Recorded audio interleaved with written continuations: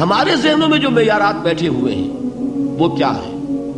کامیابی پیسے سے ہے، کامیابی جائیداد سے ہے، کامیابی کاروبار سے ہے، کامیابی شہرت سے ہے، کامیابی اقتدار سے ہے. یہ معیارات ہیں. جو جتنا دولت مند اتنا کامیاب، جو جتنا مشہور اتنا کامیاب، جو جتنا پاپولر اتنا کامیاب، جو حکومت پر پہنچ گیا کامیاب، جس نے بڑا کاروبار جما لیا کامیاب، جس نے بہت جائیداد بنا لی کامیاب. یہی ہے اصل میں ساری بس کی گانٹھ. جو تصور کامیابی کا ہوگا اسی کے مطابق آپ کی بھاگ دوڑ ہوگی، اسی کے لیے جد و جہد ہوگی، اسی کے لیے توانائیاں صرف ہوں گی، اسی کے لیے دن رات کی مشقت ہوگی. یہ ہے اصل شے جس کی یہاں نفی ہو رہی ہے. کامیابی دولت سے نہیں، کامیابی شہرت سے نہیں، کامیابی اقتدار اور طاقت اور حکومت سے نہیں، بلکہ کامیابی ہے ایمان سے، عمل صالح سے، تواصی بالحق سے، تواصی بالصبر سے. آپ غور کیجئے اس نقطہ نظر کا، اس ایٹیچیوڈ کا، یہ جو مینٹل ایٹیچیوڈ ہے اس کا بدل جانا ہی انسانی شخصیت کے اندر انقلاب برپا کرے گا. اب آپ کا نتیجہ کیا نکلا؟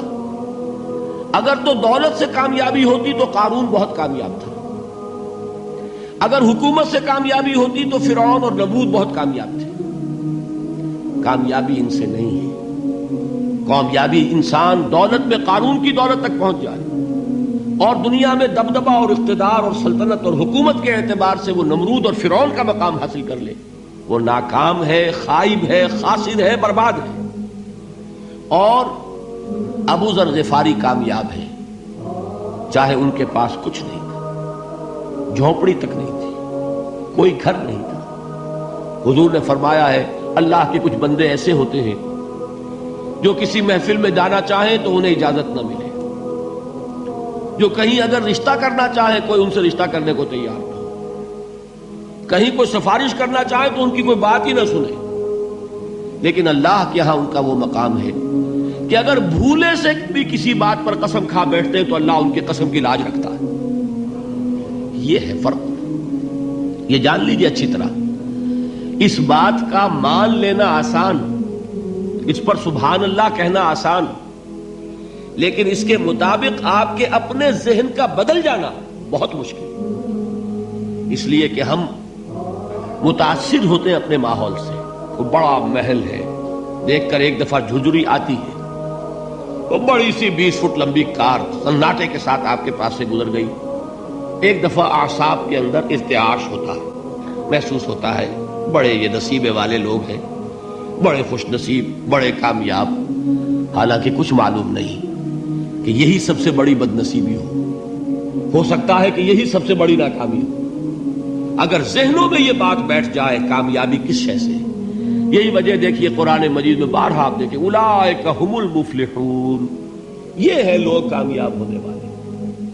آج یہ آپ نے نماز میں وہ آیات سنی، یا ایھا الذین آمنوا ارکعوا واسجدوا واعبدوا ربکم وافعلوا الخیر لعلکم تفلحون.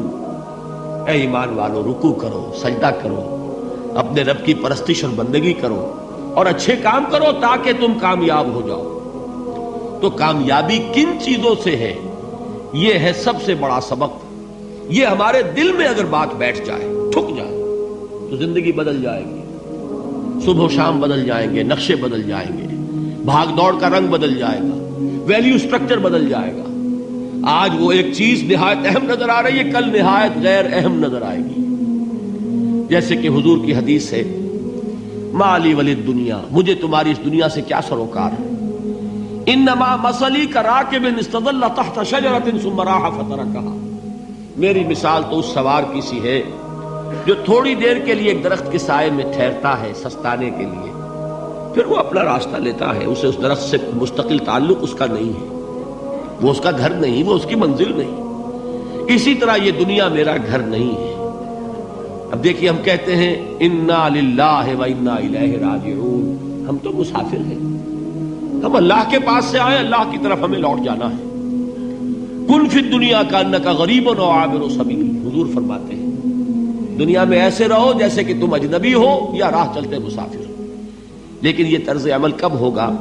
جبکہ یہ آیت ہمارے ذہنوں کے اندر بیٹھ گئی ہو، والعصر ان الانسان لفی خسر الا الذین آمنوا وعملوا الصالحات وتواصوا بالحق وتواصوا بالصبر۔ یہ ہے اصل بات جو میں نے عرض کیا تھا کہ میں بتاؤں گا صحابہ کیوں ایک دوسرے کو یاد دلاتے تھے۔ اس لیے کہ دیکھیے جیسے برف باری اگر ہو رہی ہو، آپ باہر نکلیں گے تو برف آپ کے کپڑوں پر جم جاتی ہے نا، تو آپ جھٹکتے ہیں کپڑوں کو تاکہ برف ہٹ جائے۔ ہمارے ایمان پر اس دنیا میں رہتے ہوئے جب ہم متاثر ہوتے ہیں ماحول سے تو گردہ آ جاتا ہے، برف پڑ جاتی ہے، اس کو جھٹکتے رہنے کی ضرورت ہے۔ اور وہ جھٹکنے کی بہترین اور مؤثر ترین شکل یہی ہے کہ یاد رکھو کامیابی ان چیزوں سے نہیں ہے۔ چمک دمک جو ہے دنیا کی، یہ ساری چمک دمک جو تمہیں رجھا رہی ہے، جو تمہیں اپنے اندر گم کیے ہوئے ہے، یہ لفظ گم پر اقبال کا وہ شعر یاد آ گیا کہ کافر کی یہ پہچان کے آفاق میں گم ہے، اور مومن کی یہ پہچان کہ گم اس میں ہے آفاق۔